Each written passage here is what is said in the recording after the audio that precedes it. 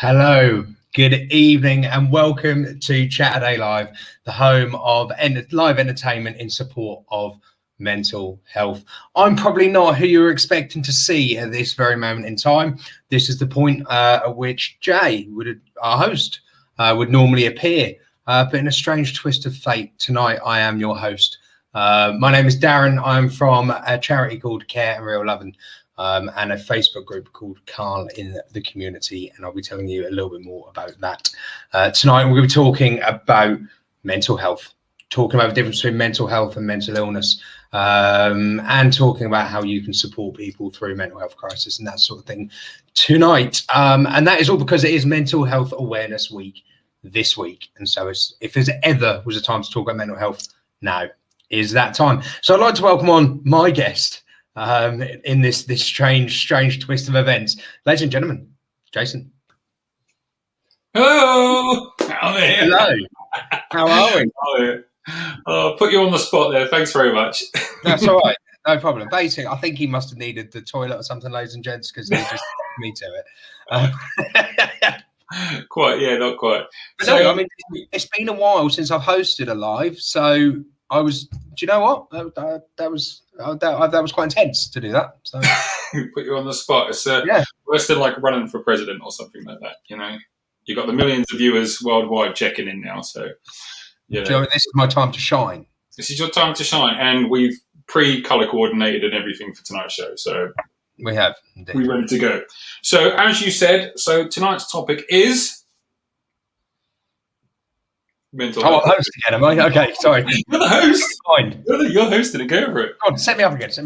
All right. And so we're here, Chaturday Live, the home of live entertainment in support of mental health awareness. And tonight's topic is mental health awareness. Mental health awareness. So it is mental, as it says right up there, ladies and gents. Mental Health Awareness Week runs from the. Just looking at the calendar now. I think it's like the 11th to the 15th they've said it runs from, but that's not a week. No. But anyway. There's always an awareness week nowadays, isn't there? It's always the week of something. But this one is one that kind of rings very, very true and it hits close to home for myself and for a lot of people. Hi, Stacey. How are you? Stacey's a friend of ours from the Carlin community page. Support of our live streams, so that we used to do over there. So, but yeah, so this week is very important to myself and to hundreds, thousands of other people. So, I think it's right that we take some time to talk about it. I think so. I think we deliberately, me and you, we have social media pages where we obviously do our part for the community. On your page, mental health, mental illness, people in need in general. We try to give back as best we can with what we've got. And most of the time we make a laugh and a joke about it. We offer entertainment. We bring up people's spirits. But what we don't do is really dig deep into the heart of the reason why we do it. And sometimes it's a stigma, and some people really don't want to know the harsh truths behind it all. They'd rather just hear it as a name or a thing, but you've kindly come along to hopefully settle a few of those stigmas, issues, and questions that people may have on the subject, to decipher the difference between mental health and mental illness and what the difference is, because it's not just all under one umbrella. There are differences and similarities. So if you'd like to kick us off, and tell us a little bit about it. Well, I mean, to start off, I'm just going to address that point you said about people like to kind of almost just give it a name, not talk about it, not. I know we're here in the interest of entertainment here on a Saturday night, but there is a point at which I have to get a little bit serious, unfortunately. And the fact is, we always sweep things under the carpet until we're ready to talk about them. Look at the AIDS crisis. There's a massive example of where it was just given a name, and then people took no time to educate themselves and understand exactly what this illness was. They've done that now, and then we're at a point with AIDS, HIV. That it's manageable, curable. You can live with it and survive and live a long life with it. We are still not able to do that with mental health. There's still that stigma where people don't talk or understand or even want to sometimes. I mean, it was only 50 years ago that we stopped locking people up for being mentally ill. 50, that's not much time at all. No. We've come a long way, but there is so much further to come when it comes to mental health. And I, for one, I've been criticised for talking so openly about my own problems. But to me, it's because me and you sit on these platforms and we talk and we come across and, and we're confident and we portray this image. And I just want people to know that, that is part of me, but there's still this massive part of me which is ill, that has an illness. And it's an illness like any physical illness. It exists in the same realm as those physical illnesses. I even see my illness as physical. That's how I interpret it myself, and I treat it as such. And I'll get onto that in a little bit. But yeah, so I just feel like now we need to break the stigma and have a conversation. And it might feel awkward, it might feel uncomfortable, but guys, stick around for it because it ain't going away. Okay. This conversation is gonna keep coming back up. So let's educate ourselves. Let's inform ourselves now, and that means we might actually be able to make a difference when the conversation next comes up. Yeah. I'm going to politely play the naive character in this, although I know most of some of the stuff we're going to go over, but still need to be educated myself. If I play the typical naive person that asks you the questions, and then maybe vice versa, we can go from a real stupid scenario, one that's probably hypothetical, but at the same time get to the correct answer at the same way. It might help. So, okay, just a general person. You've got mental health, mental illness, mental disability. It's all the same bloody thing, innit? You take a few tablets and you have a good night's sleep, and then you're back to work on Monday. It's not the same. So if you don't mind kind of breaking it down for a little bit. So right now we're in Mental Health Awareness Week. We all have mental health. Mm-hmm. You have mental health. I have mental health. Every single person you walk down the street has mental health. In the same way, we all have physical health. Mental health is not a bad thing. Mental health is, you can have good mental health. Some people have extremely strong and resilient mental health. Some people have extremes of both ends of mental health.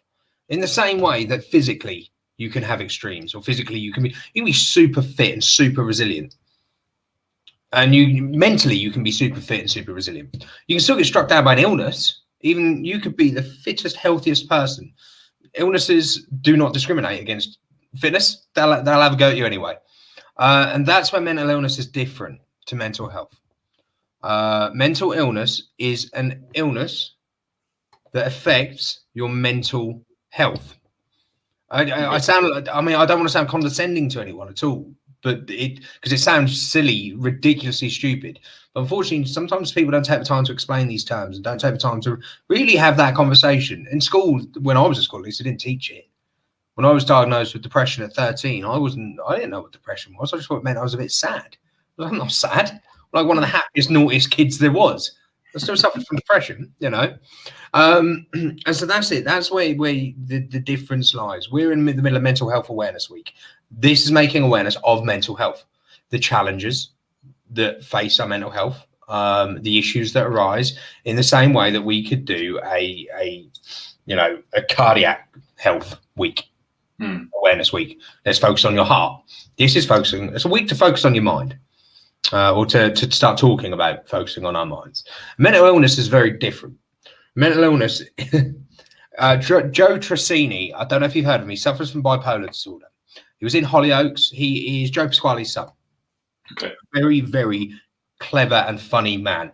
Great magician, very talented. Suffers from bipolar disorder. I've shared a lot of his videos on the Calming Community page because they're quite inspirational. But he I don't wish to offend anyone, or I'm saying he likened, when someone says, when you're suffering from, like, say, borderline personality disorder, as he's got, when someone says, well, just go for a long walk, that'll sort you out then, won't it? Go for a long walk and get some sleep. He said that's the equivalent of trying to remove a brain tumor with a spoon. That's how useless that is. Because when you've got a diagnosed illness, there's treatments, there's medical treatments, and that's what mental illness requires. Yes, for your mental health, taking a long walk, eating properly, sleeping well, surrounding yourself with positivity and good vibes, that is good practice for your mental health. That is not treatment for a mental illness. It has its benefits for your overall health, but you cannot treat depression, anxiety, bipolar, borderline personality disorder, schizophrenia. You can't treat these things with a long walk and a bit of sleep.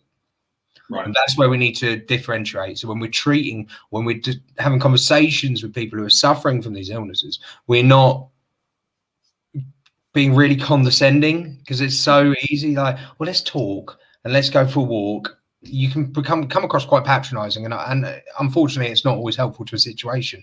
And that's kind of, I don't want to upset anyone by saying this, but I feel like it needs to be said, that we need to start differentiating. When someone has a diagnosed mental illness, let's start treating them like they're ill, and respecting them in the same way we show love and respect and care to someone who's physically ill. So yeah. Well, no, you've summed. Well, I wouldn't say you've summed it up, but you've definitely, broadened the situation. And like you say, people go mental health. Go, oh yeah, my mate's got mental health issues.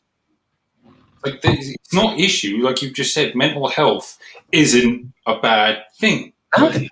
That's the thing that people are trying to go, Mental Health Awareness Week. Oh, let's just make sure everybody's really happy and let's make sure everybody's okay. It's like, I could wake up and go, right, well, I went to bed last night. I had 14 cups of water. I've had my good 7 to 8 hours sleep, woke up, mental health. Yeah, I'm good. I've got good mental health today. And then I could do a really long week, feel absolutely rubbish, stay up until 2 o'clock in the morning, eat junk food, and the next day I can go, I ain't feeling it today. My head is not in the right space. That's mental health. That's just that. Do you know what? That's the complete definition of mental health, what you've just said there, because if you fail to respect or look after your mind will get ill. When you've got an illness, doesn't matter what you do. If I could do that exact same thing that you've done, my depression will still be there. And I would still feel, I could have 8 hours sleep. If I drank that much water and had 8 hours sleep, I'd probably wet the bed, but that's a different story. But I could drink, I could drink well, I can eat properly, I can exercise, I can do everything that there is in my power. I will still have depression. I will still feel the effects and symptoms of depression. They might not be as bad. It might not be as severe. The depressive bouts might not last as long. I'm still going to be there. I've suffered from it 20 plus years. It's always going to be there. But in the same way, someone with diabetes treats themselves with insulin, monitoring their blood sugars. I have to monitor my mind, because mine, when I said earlier, I see it as a physical, I see it as a physical representation. What Ben says there is spot on. A chemical imbalance. That's what my depression is. My depression is due to the levels of endorphins and serotonin, and the chemicals in my brain aren't as they should be. The same way that someone who's diabetic, their levels of insulin aren't as they should be. And so I have to do what I need to do in order to treat that. But I also have to accept sometimes I can't treat it. Sometimes I'm just going to feel bad. I'm just going to feel awful. And I'll ride that out. Yeah. And I have my methods. I have my ways of treating it. And I don't buy into a medicated type treatment. That's not for me. I've tried it. I've done it. And that's not for me. I'm not saying by any stretch that that's not, that that's the right way to go. That's just me personally. The first point of contact with your GP, always take their advice. If you're offered medication, trial it, see how it goes, but be confident to go back and say, this one's not for me. Can we try something different? I tried a lot of them, didn't like any of them, didn't feel they had the right effect on me. But so, I have various methods of treating my depression in the same way someone would have their physical health. But yeah, it's always going to be there. It's literally like, and I'm not worried about that. It makes my life a lot more interesting in some ways, the way my mind works. And it's a fantastic thing, the mind. And it does stun me every day that like I can have the best day and then still at the end of it want to disappear. And I know that it's my mind doing it. I know it's my brain doing it. So I don't act on anything. I don't, past me would have done. But yeah, kind of, to me, that's like amazing that your brain is that fragile, And yeah, so I after 20 years, you do start to see it in a very different light. And yeah, we just need to, like I say, let's take it a little bit more seriously when someone is mentally ill. Let's treat them like they're ill, because they are. I think what you're saying there is what you've just said. You've got your good days, your bad days. Obviously, the mental illness side of things doesn't go away. It does not, like you say, with a walk or a good night's sleep. But when we talk about mental illness as well as mental health, if you separate the two, as you should, because one is something that we all have and the other is something that some people have, the mental illness side of things, the more we talk about it and the more that we can spot the signs or understand better the people that do have mental illness, like you say there, it's not a case of let's do this. It's a case of being more patient and understanding of the person's situation, because it may be a case of, we're going to go out today, we're going to go Alton Towers, we're going to then go out and get really, really drunk, we're going to have a really good night, we're going to go out and meet all your best friends, and as you just said there, you can go, the best day I've had all year, I've felt on top of the world, and then come 10:30, you just feel like, do you know what, I really do not want to be here, I want to sink in a hole. And you think to yourself, the more people that know about mental illness, the better it will be understood when people can go, what's he bloody down about, man? You know what I mean? Don't say stuff like that, because it's not that. Go, what's he got to be depressed about? He's got a good job, got a house, got his family, he's got all the money in the world. You got to, it's not about what you have and what you do. It's, like you say, it's a chemical situation, In that same light, like I say, let's keep this comparison up with physical health. If you took your mate to Alton Towers and then went out drinking, done everything you just said, and they're in a wheelchair or on crutches, you would take time for them. You would allow them to be a bit slower than you. You'd be waiting for them. At the end of the day, you go, do you want me to give you a push, mate? Your arms must be knackered after today. People who are mentally ill carry a burden with them still. It may not be a physical burden, but there's a tiredness that comes with being okay for a day. That will affect you, and it will knock you for six. If you suffer, especially if you suffer from anxiety and you keep putting yourself into situations where you normally become anxious, you are going to feel exhausted by the end of that day. So let's make it normal to go, everything all right, mate? Everything okay? Feeling a bit worn out, and to have that conversation in the same way that you would help your friend who was on crutches or in a wheelchair. It's the same thing. It's the same severity. It's, let's look at the brain as a limb rather than a thing that we can't see, so it doesn't exist. If you could see a bit of everyone's brain and it had maybe a colour, you'd start actually taking the time to talk to people about it. And it's just because it's invisible, and that's the frustration here is that we have to have a mental health awareness week. Or mental illness awareness week, so any of that. Let's just start looking after people. Well, for those that aren't on the Care and Real Loving page, I mean, with your permission, well, too late, I'm doing it anyway. We're gonna bring it up on the screen now, right next to us, so we can do a bit of an explanation. So you posted something on social media. Why have you picked that photo? Well, I'm going to go. Okay. The point is that we're going to have a slideshow of, This is not, before everyone tunes out, this isn't not some sort of narcissistic thing about to happen. Like, let's just review photos of me. I did like the hair in that one. Younger man. I think the point we're trying to get at is how happy is that man? How happy is that man? Yeah. And that's the face of depression right there. After 20 years, I still struggle daily with my mental illness. I struggle to be positive. I struggle to see the worth in kicking around and staying here for tomorrow. I struggle. I'm gonna say it because I have to. I've attempted to take my own life several times. I've self-harmed. I've abused myself. I've abused others. I've been an awful person, not in part due to my mental health. But I still have my good days. I still smile. There's still value in life.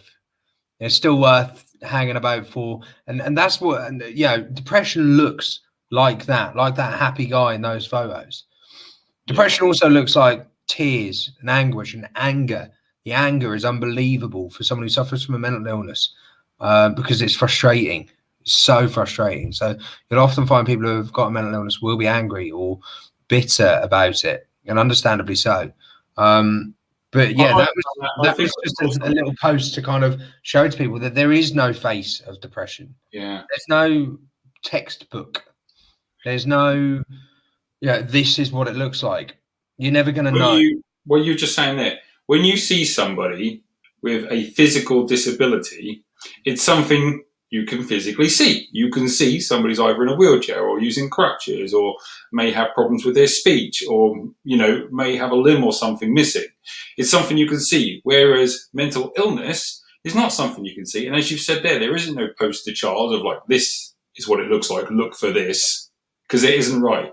And if I can use an analogy, which is the life of the party probably doesn't want to be at the party. No. If that makes sense. Yeah. The guy or the woman or the child or anybody may be there, and they're probably the ones that are like, are you okay? Having a good time? Everybody all right? Everybody okay? Can I get you anything? Let's do something. Fancy a dance? Fancy doing this? It's a case of not because they're trying to entertain you, it's they're trying to probably take the issue away from what they're having. If I can escape myself for just 10 minutes and maybe focus on somebody else, I cannot worry about me. Yeah. I'm not saying that every time you go out and you say, hey, that guy looks really, really jolly, he's probably, mentally ill. They're not, or it's not the case in every circumstance. And as I said, there is no poster child or poster image. Yeah, don't go running up to like someone who's like, you look too happy. And go depressed. Yeah. Do you want to talk about it? Like, I'm a clown for a job. Leave me alone. Yeah, it's not like let me just. Another thing. If we want to talk about this, is the thing. Let's talk about mental health. And I talk openly. Like, you don't need to ask me, and I'll run up to you and go, "I'm depressed. Let's talk about it." But if you see someone who's had their arm removed, you want to know why. There's a curiosity. How did you lose your arm? And they might have really cool stories to tell about it. They might want to tell you about it. You see someone with self-harm scars, you avoid that conversation. You skirt around that topic like the most that you possibly can. Do you know what I mean? Your eyes are darting away. That person knows they're there. That person has a story behind them. You asking them about them is not going to make that person do more. That person might still self-harm, but they'll have their own reasons for that. You asking about it is not going to do that to them. They can politely say no. Ask if you have curiosities about people's mental illnesses. Ask them. The best people, the most knowledgeable people about mental illness are the sufferers. That's where we differ from mental health to physical health, because a doctor knows a darn sight more about cancer than a cancer patient. However, I haven't known a single doctor to know more about my mental illness than I do, because it's different per person. And also, you're talking about medical professionals that maybe necessarily haven't experienced it or studied it enough, or have studied old texts. A lot of our doctors nowadays, a lot of the older doctors studied a very different form of mental health to what is, the training that's available today. So if you want to know about mental illness, if you genuinely want to know, ask me. And I know hundreds of other people who suffer from mental illness who will happily talk to you all day long about their illness, because boy, it would be nice to talk about it sometimes. If you're watching now live on social media, on YouTube and our Facebook page, you've clicked here accidentally, like Rachel had, but thank you very much for joining us, Rachel. Hi, Rachel. Sorry, I didn't say hi. Thanks for clicking on it. And that analogy, there's lots of analogies that we can make. You'll probably hear me make a few, but it kind of goes through my brain a lot. That let's compare. Let's compare. Sorry, feel free to put in a question in the comments section. This is interactive. If you have a question, not necessarily for me, you can ask me, anything, but mostly ask Darren while he's here. He is not the be-all and end-all expert of everything, but what he can tell you is life experience. Just to clarify, I have no medical training. I am not a certified professional doctor, counsellor, or psychotherapist at all. I can give you life experience, quotes from my life experience. I won't give you advice. I'll just tell you exactly how I view the situation, give you opinion. I am training for qualifications within the field, but I'm not yet trained. So, just to say that. But he can teach you how to make a dirty martini or a woo-woo cocktail. So we're just throwing it out there. There's other skills we have. If you want a Skittle bomb, have you ever had a Skittle bomb? Oh, No, it doesn't sound interesting. It sounds like it tastes like Skittles. okay.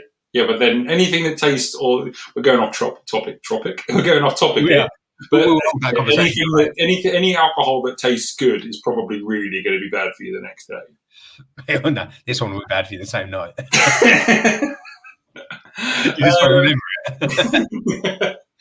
it. So as we said, the topic above is we are talking about mental illness at the moment, but mental health.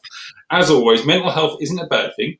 There's a good thing. You can have good mental health. If you've just tuned in, we're encouraging everybody to be wary of your mental health.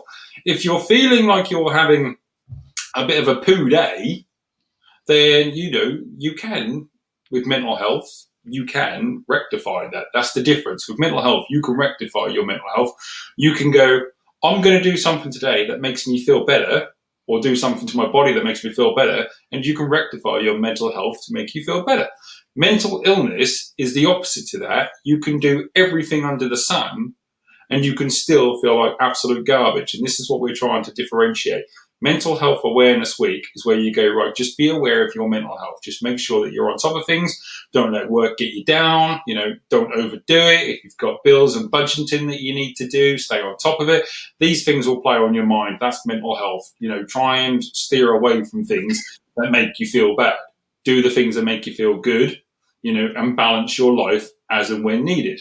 Mental illness is you can do exactly the same as mental health, and at the end of the day, you've not made a difference whatsoever. So this is what we're trying to say. Mental health, you can monitor your mental health and be a lot better.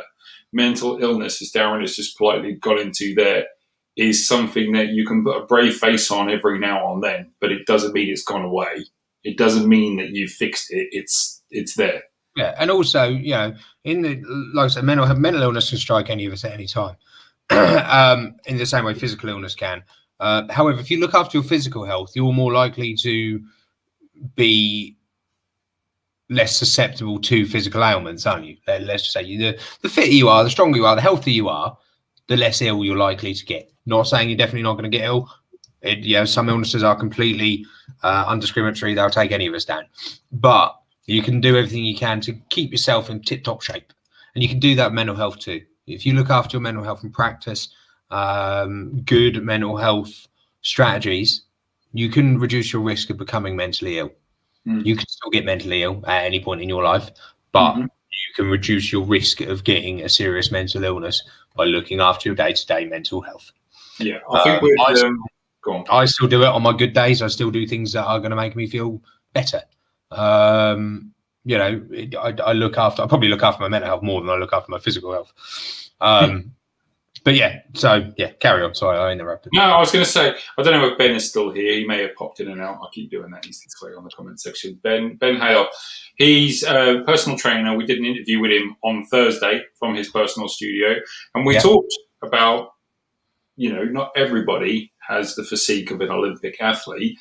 It's more about doing the things that start you off in your day that get you to a good mental state. So you may feel like you're a little bit overweight and you want to start exercising.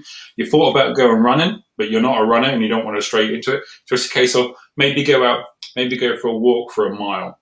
And then if you go for a little bit longer, as Ben said on the show, if you're walking, if nobody else is around, then you'll start jogging. If nobody else is around and you feel good with jogging, then you'll start running. And then that's the same with like mental health. You do something that makes you feel good, stick with it. And then with the mental illness side as well, as you've said there, if you keep yourself, you haven't got to be in tip-top shape. You haven't got to have a six-pack or abs, or, if you're a female, you haven't got to be like the best version of what you've seen in magazines. For crying out loud, please don't, because that's all photoshopped. Being physically healthy will, as Darren has just said, that will contribute to helping a little bit to your mental illness as well. It will give you that little bit of a head start in your day.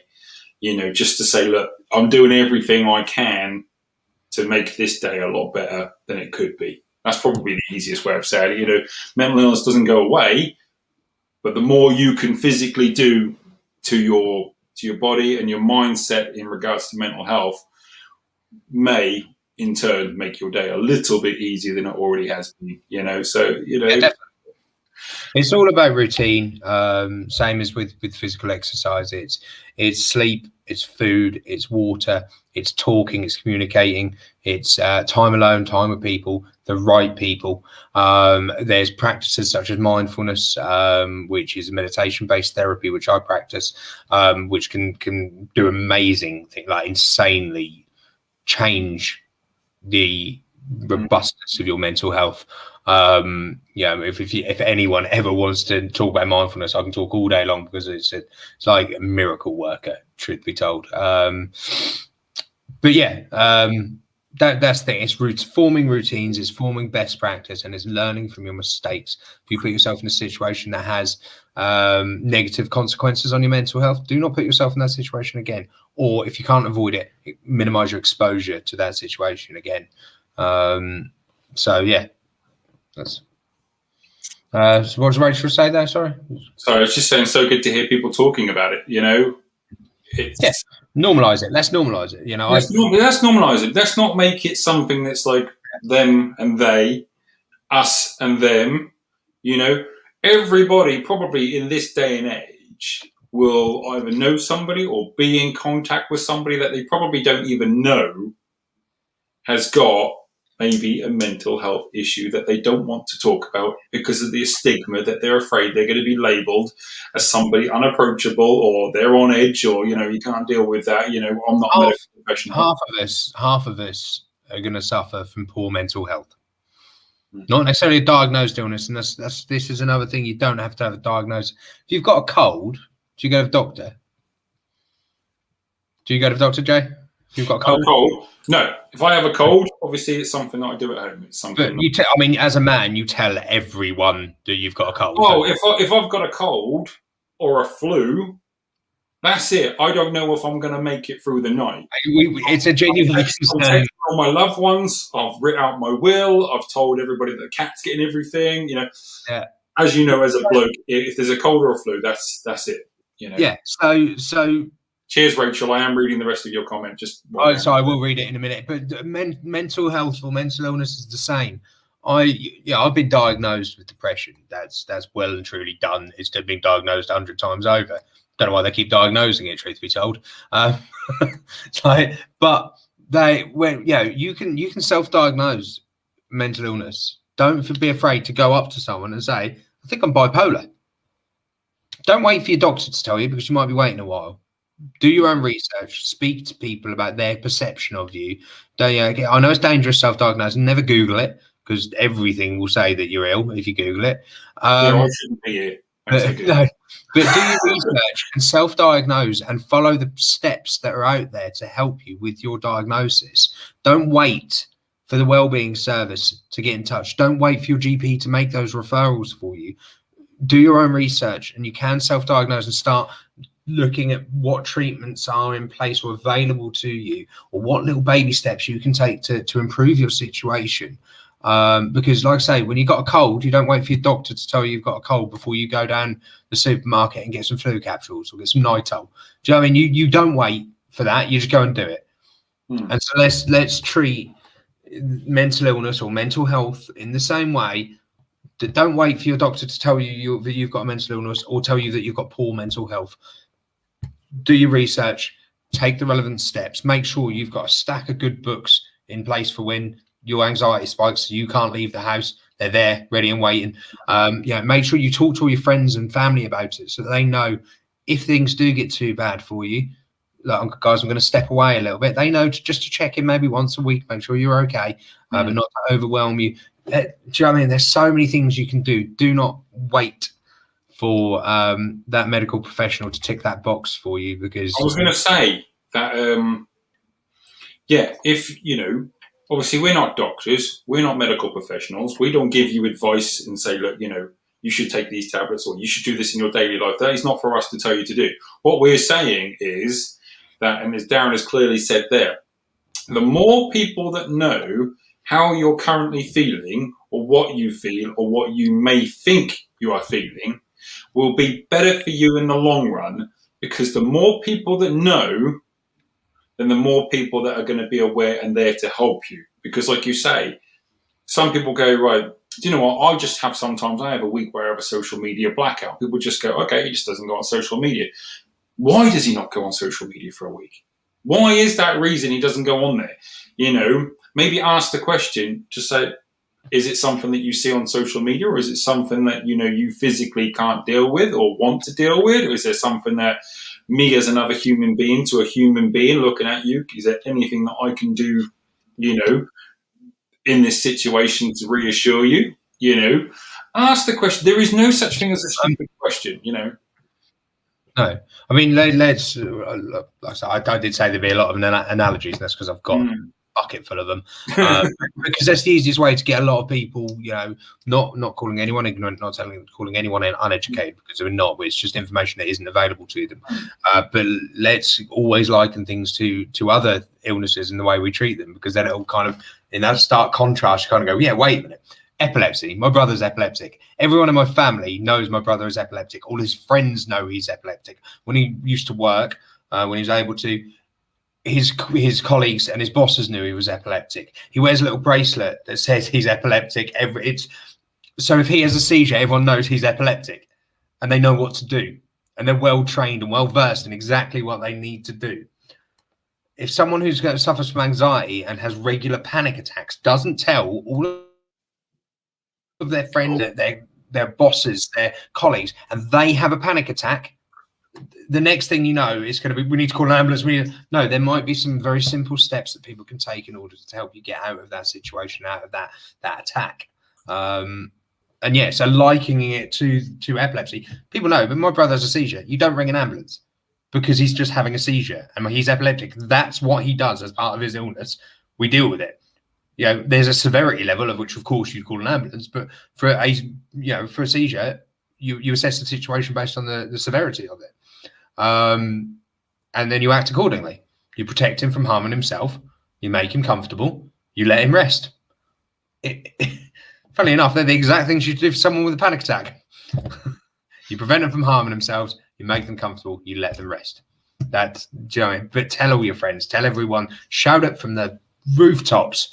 If you need to, if you need people to listen to you, because otherwise I'm going to understand. Do your friends and family a favour and help them understand. What I see a lot of is people scroll through social media and they look for the things that they deliberately want to look for. And that would be your friends posting pictures of their dogs or their kids or having fun, or somebody advertising that you would remotely be interested in. And I'm not knocking it, but what I see a lot of is people posting stuff on Facebook, which will be, I know people say this a lot, but I am always here if you want to have a talk. I would like to see 6 of my friends copy and paste it onto their faces. And as soon as you see that, I'm sorry, but I scroll past it because it's not genuine. All you have done is you have copied and pasted it and put it on your social media. Frustratingly, I know people that have shared and do that, and people who do it regularly, and I know they mean it with the best will in the world. They are the same people that I would talk to if I needed to talk to someone. But stop posting other people's statuses. Yeah, write your own. I would personally, I'd like to, if you feel that you or anybody you know may have a mental illness that you'd like to query or raise awareness for, I know it's a confidence thing, and maybe do it on somewhere that maybe your friends don't generically always see, but maybe say openly on social media, not I'm here if you want to chat. Do it the other way and go, is there anybody here to have a chat with? Say to people, guys, is there anybody out there that's free for a bit of a chat?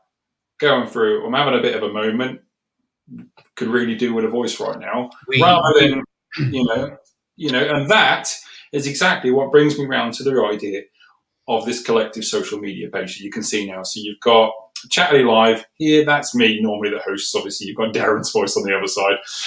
But you've got me here on Chaturday Live. We offer entertainment for those suffering with anxiety that don't want to leave the house. We don't talk about day-to-day stuff. We don't talk about COVID. We don't talk about the news. We don't talk about politics. We offer entertainment. We have guests on the show every week just to give people a step away from looking at the mundane social media advertising side of life. We use social media purely for an escape, not somewhere to advertise. And then even better than that, you've got Care and Real Love in the community who are there, and they've got people on that site 24/7 that are going through the same thing as Darren is, which is taking the time to be medically trained, educated and signed off to be able to deal with people with mental illnesses and suffering with mental health. So if you know anybody, send them to either one of our pages. If you contact Chaturday Live, which is me, where you'd normally find me on a daily basis, send us a message. I will put you in contact with trained professionals in anxiety, people that have obviously better knowledge than we do. And again, you can contact Darren directly, find him on Care and Real Love in the community. You can contact him and say, hey, Darren, saw the thing that you did the other day on there. Any chance? I don't personally have a mental illness, but I'd really like to find out a bit more than you. If you've got a spare 6 days, Darren will sit there talking to you about it. It's not a problem. You know, as he said, he's openly there to educate people and happy to share his life experience. If what Darren knows will educate at least one other person, it's done something positive. If that makes sense, it's done something that's gone that extra mile where when next time I walk down the street, you know, and I see somebody, you know, probably having a hard time, I'm not going to walk past and just go, it's not my fault, not my issue. I can actually go up to somebody and go, hey, you know, can I help you with anything today? You know, spark a conversation, could change a life, you know, stupid little things like that. Ask yourself a question, guys. Would you walk past someone in the street having a heart attack? Would you, you know, sacrifice being late for work, maybe missing commitments with the family or friends, that drink you're supposed to have with the work buddies? You sacrifice it to help that person having a heart attack, wouldn't you? Mm. If you saw someone having a panic attack, would you do the same? Yeah. Somebody was crying on a park bench, would you just go? You wouldn't. You would. Or if a friend came up to you and said, I'm feeling like I really want to harm myself, you wouldn't address it in the same way as I feel like I've got a tightness in my chest. Mm. Like, why would you not treat the two things with the same severity? Take the time. Make time for mental health first aid. Mental health first aid is a huge thing to be aware of, and how you can impact and how you can save lives. You can literally save lives with mental health first aid, and you know it's easier than CPR. But I want to say something as well that's on the basis that you see when anything like this, there are people out there that normally say they're doing that just because they want attention, or they're not really like that. That person, oh my God, I can't deal with that person. They're always on here saying that like life is so hard and they're all having this issue. You may think that they're doing that for attention, but guess what? They probably are doing that for attention because there's a reason why they're doing it. So you may think to yourself, oh my God, I cannot be dealing with them today. Why not just actually like take a deep breath and go, actually, I am dealing with them today and I'm going to give them the 10, 15 minutes that they deserve, because they're not crying out for attention. They're crying out for help probably. So maybe just say to them, hey, what's up? You know, I'm free next week if you fancy getting together for a coffee. You know, let's make a date in the diary and get excited about it. You know? Yeah. Don't just walk past anymore, because this is the thing. Stop looking through social media for the cat pictures, the pictures of everybody having a good day out or sharing your favorite band. Look at the little tiny things on your social media, Instagram, Facebook, Twitter, when somebody's crying out for help and not saying it. Just kind of like, you know, oh, what a crap day today. You know, really not feeling myself. Don't just scroll past. Send them a comment. Go, hey, you know, door's always open for a cup of tea. You know, do you want me to give you a call? Make the effort to say, I'm going to contact you about this. Don't just don't put a thumbs up and go, love this comment, or an emoji with the other, like, oh, we care. But at the same time, if they reject your advances or your offers of help, don't be offended. I sneeze, and when someone offers me a tissue, I don't always take it. You know, sometimes it's just I self-help. You know, sometimes it's just the cries out for help. And I used to abuse my social media for this sort of thing all the time, and to the point I did go back and delete a lot of the stuff I put, because it used to be my symptom. A symptom of my illness was just basically putting my problems on social media. I didn't want any help. I didn't want anyone to comment or post. Do you know what I mean? I wanted no attention whatsoever. If someone liked one of my statuses, I'd be offended because I was like, how can you like this? I'm talking about, serious problems and you've just clicked like, but that was it. That's a symptom. And these are symptoms of mental illness or poor mental health. And sometimes people just need to vent. Some people just need to let it out, feel they've got it on just by writing it down. And ideally you'd write it in a book. You'd have a little notebook and you'd write it in, and that would get it out of there and onto there, and it's all out of the way then. But when our phones are in our hand and we're on social media so regularly, it's very easy to use that as your vent. So if someone puts that they're having an awful day, or having having a hard time or anything, and then you offer to help and they say, no, I'll be okay, keep checking up on them. Don't push, but keep checking up on them. But just understand that might just be that they just needed to say they're having a bad day to stop it being quite such a bad day. Just venting can take off that 99% of stress, could just bring it down to a good level of 75% for a moment. Just go, oh my God, I'm just not feeling it today. Oh my God, it felt really good to say that. So can we just address what Rachel said there? I find it really difficult to say I'm not okay. I never say I need help, even when I do. Neither do I. So Rachel, neither do I. I've just gone through quite a rough time with my mental health. No one other than my partner knows that, really. I've maybe told a few people who have kind of noticed my lack of kind of being there on social media and stuff and doing what I do. And so I took a little bit of a step back from things, and I didn't talk about it, but I didn't need to. If you're not okay to the point where you cannot do anything about it yourself, and you're scared or you're worried about where that's going to take you, then it's the same as getting your genitals out of a doctor's. You just got to do it. They're not going to laugh at you. They're trained professionals. We're complete strangers. You just have no interest in your backstory other than what you want to tell us. Yeah, if you just want to talk to me or Darren, contact either one of our pages directly and just say, hey, any chance that we can have a text conversation? It could be about how your day is, or it could tell us about your family, your friends, or just have a general conversation because you don't have any close friends that want to listen to it. We'll listen to it, and it may be as simple as that. The other thing you need to consider, Rachel, is self-help. If you genuinely don't feel like you can talk to anyone, then don't. Because sometimes talking to people, the mere thought or prospect of talking and opening up can actually make the symptoms of your illness worse, or your mental health, be of detriment to your mental health. So look at what you can do to talk to yourself. Almost mood journals are vital things for talking to yourself. Write or record or dictate, whatever you need to do. Genuinely, write things down, have those conversations with yourself. Sometimes what you have to think is, when you're mentally ill, you've got someone who's not mentally ill has a filing cabinet in their mind, and it's A to Z, and you've got A to D there, and then E to whatever, and it's all organized, and there's a Rolodex on the side, there's a secretary just sorting things out over. That's the brain of someone who's got good mental health. Someone who's going through a period of poor mental health has just had someone come in their office and just pull all the files out. Everything is all over the place. It's a catastrophe. There's a mess. Secretary's quit. Rolodex has been nicked. It's a mess. That's poor mental health. And what you need to do, those files are your thoughts. And sometimes what you need to do is get those thoughts out, make room, get them out of the room, and then bring them back into that room one by one and pop them back in the filing cabinet. And get them all back in an order. So the analogy is that filing cabinet, that room is your brain. Getting them out of there is putting them out of your mouth or out of your hands. Write them down, talk them. The person you're talking to might need to just shut the hell up and listen.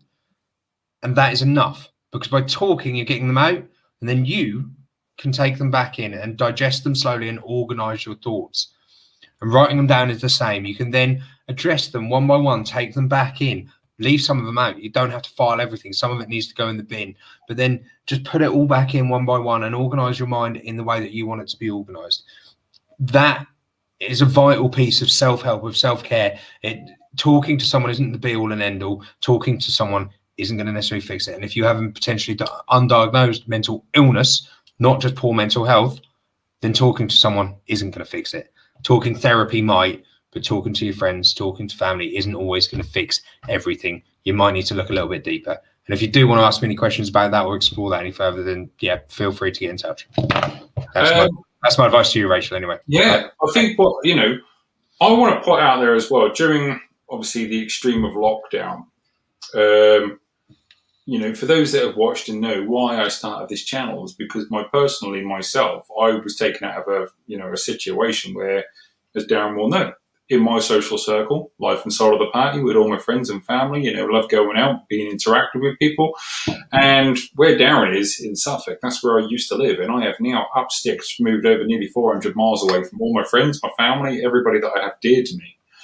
And I've got here, and when I was back there, I didn't feel like I had any issues. And now I've moved away, I've realized that I was very codependent on having people around me to make me feel better about myself. And that disappeared.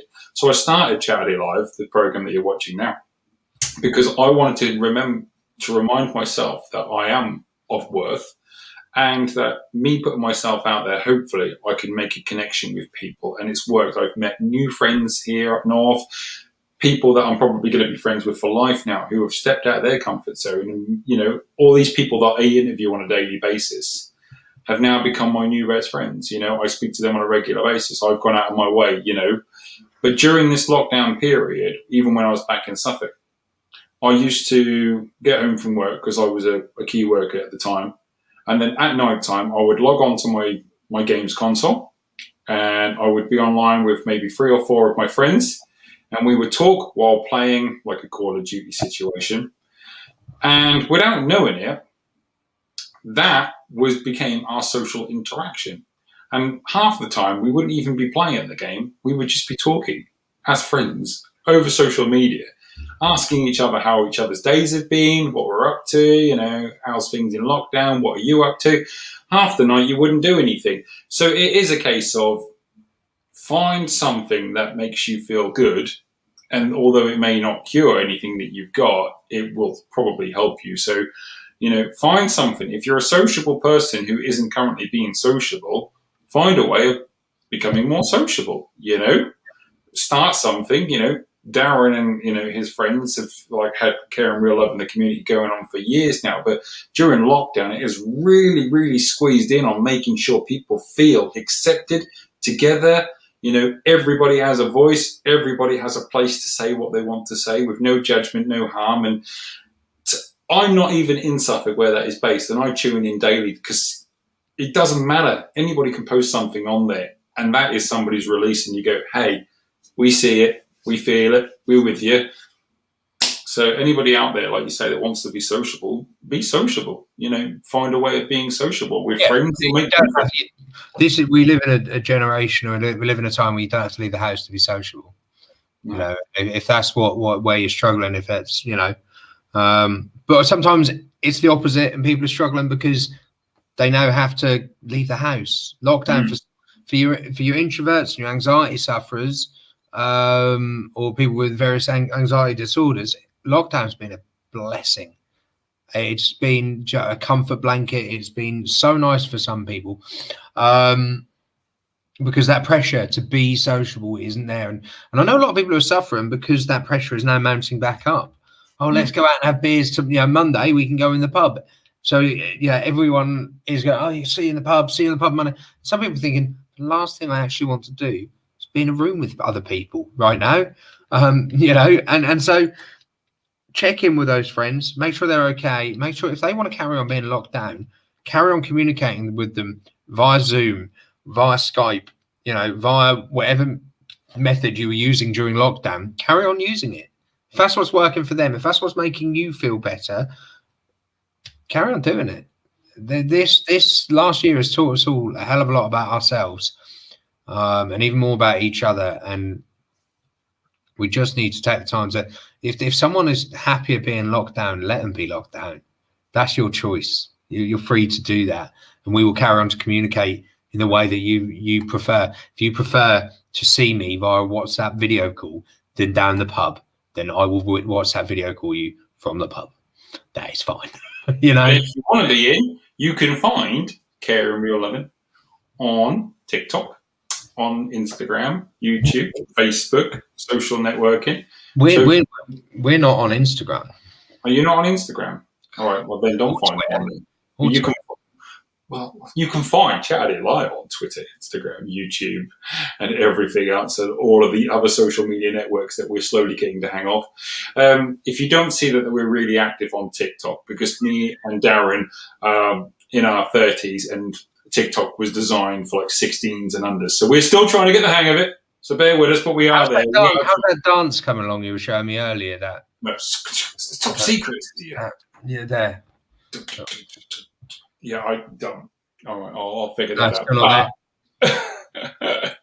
But you can find both of our channels, Care and Real Love, in the community on social media. So please do follow them if you don't. And if you're coming over from there, then make sure you follow us as well on all social medias. We follow you back as well because ours is a page, so we can follow you back on social media. If you've got Twitter, TikTok, YouTube, Instagram, we'll subscribe to you. We want to see what you're up to as well. But most of all, just remember that we're a safe place to go on either channel. No prejudice. It's all a bit of fun. At the end of the day, it's entertainment. We're not trying to get. We got serious today. We got very serious in some parts, and we've been very open and honest. But the whole aspect of normally what we do is that we offer some sort of release and entertainment, so you guys can distraction can be a lifesaver. Yeah. The entertainment and distraction. Find things that make you belly laugh. And if you can find something that makes you belly laugh every single time, then that'll do your mental health absolute wonders. Which will probably be in the up and coming weeks, me and Darren doing a duet on TikTok of some sort of twerking. So, make sure you do follow. I don't know, mate. I did this time last year. Actually, it was 2 years ago, I think. I twerked on stage next to an Ariana Grande lookalike in front of about 1,000 people in Alton Broad. And I won. And look at you now. Twerking competition. Right? Celebrity, your local celebrity, Don't diss my twerking. People want to see you twerk. That's how it works. It's gonna get. We need some followers for that. I'm afraid I'm gonna have to. We're gonna need at least 100 followers on each of our TikToks before. You're ahead more than I am. But if you have found us because of a social media link or something that we've done, remember, like you say, like and share what we do. We're not looking for the likes and shares for self-satisfaction. All we're trying to do is that the more that you like, share, follow, and subscribe, it means generally that we reach more people that may benefit from what we talk about, even though it may be absolute tosh on a daily basis. Somebody may, interested. And obviously on Chaturday Live, we interview people from all different walks of life about their careers, hobbies, interests. We just offer entertainment, and the same when obviously Darren's over on Care and Real Love in the community. It's the same sort of thing. They check in on people, letting you know what's going on. And that is a good segue to let you know what is going on. So over in Carl and the community, coming up, obviously, through the summer, there is some more stuff going down. Would you like to please just give us a bit of a what's this all about then, Darren? Don't know. Never seen that before in my life. No, me neither. I've just found it on Google. Okay, so let's put some backstory to this. So, Carl in the community is the mental health outreach program via social media of Care and Real Lovin'. Care and Real Lovin' is a charitable foundation founded in 2012 by Carl Lawson, set up in order to provide financial assistance to people in our local community suffering financially due to ill health. Part of that is our main fundraiser of the year, Carlfest, which is the biggest free music event in Lowestoft, which is a town in Suffolk where I live. It's a town around. Where's Lowestoft? No one's ever heard of Lowestoft. Where the Darkness are from, there you go, that'll cover it. But it's a rundown town of 65,000 people, an old seaside resort from back in the day, beautiful Victorian buildings and a lot of history in the fishery community. Now we sell a few bags of chips and no one does any work.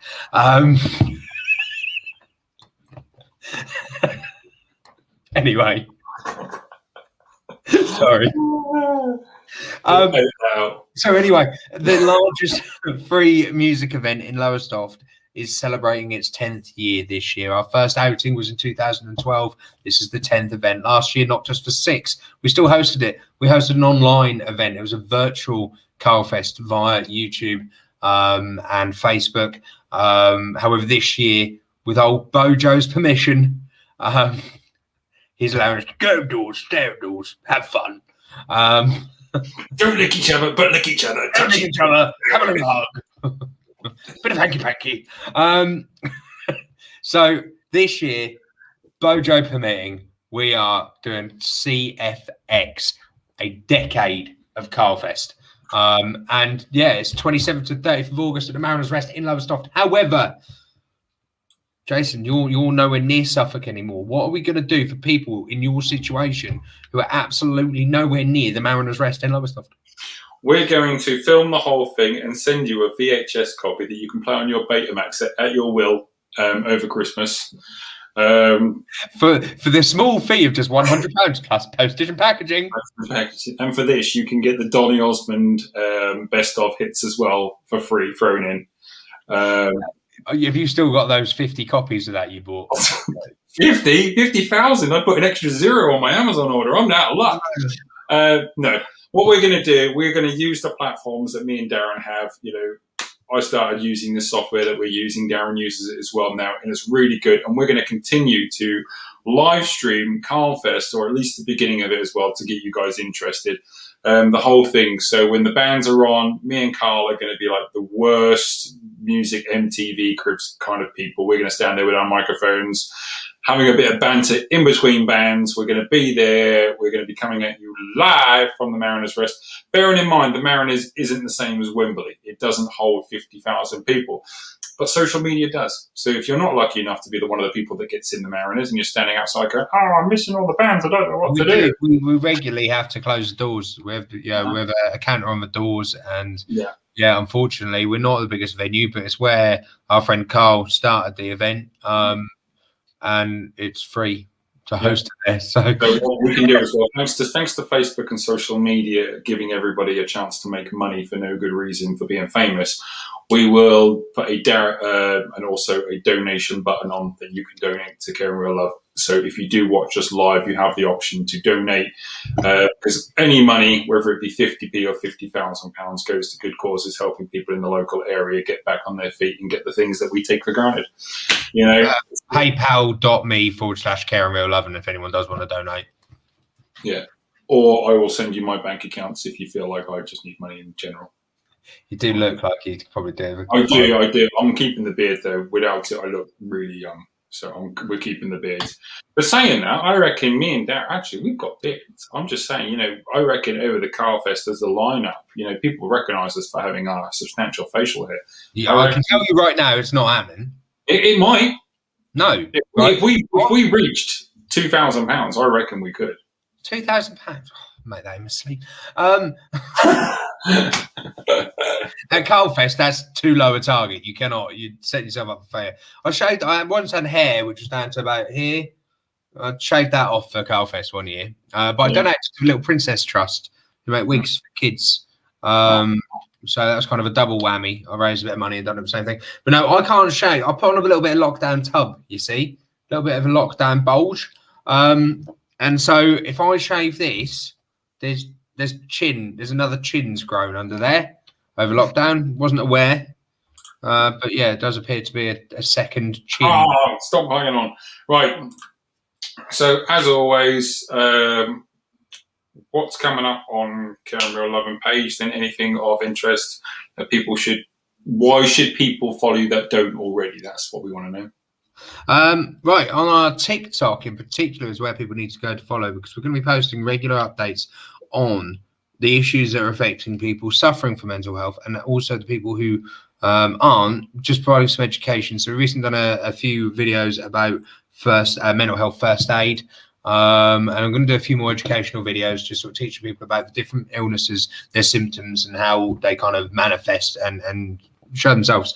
In regards to Care and Real Love's Facebook, that can keep you up to date on all of our fundraising events, which are kind of they're pretty good. I don't know if you tuned into our Easter fundraiser, but we've done a full 10-hour live stream for Easter with 13 different musical acts. So there's loads of entertainment there, and Carl in the Community is just a beautiful group of 1,500 people who are all there just to help each other and help each other through what can be some particularly difficult times.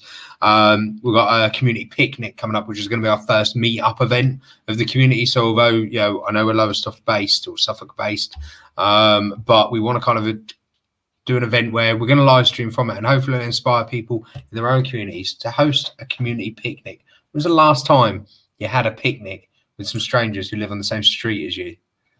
You probably never have, and that's the sort of thing that we can do to help improve our communities is connect with people, and that will help our minds, that will help our bodies, that will help our lives if we just connect with more people on a regular basis, and especially your neighbors and people. We used to know everyone on the street, didn't we? We used to know everyone who lived there. You used to know who was at number 23 and who lived around the corner, and you don't know that anymore. So hopefully our sort of little events like that can inspire people to start getting in touch with their physical community as well as being part of a larger online community. So check out the old TikTok. As you can see it there on the page. You can follow them at Care and Real 11 in the community, or just Care and Real 11, sorry, and you'll see the little lovely logo there. So you can follow, and they'll be doing bits and bobs.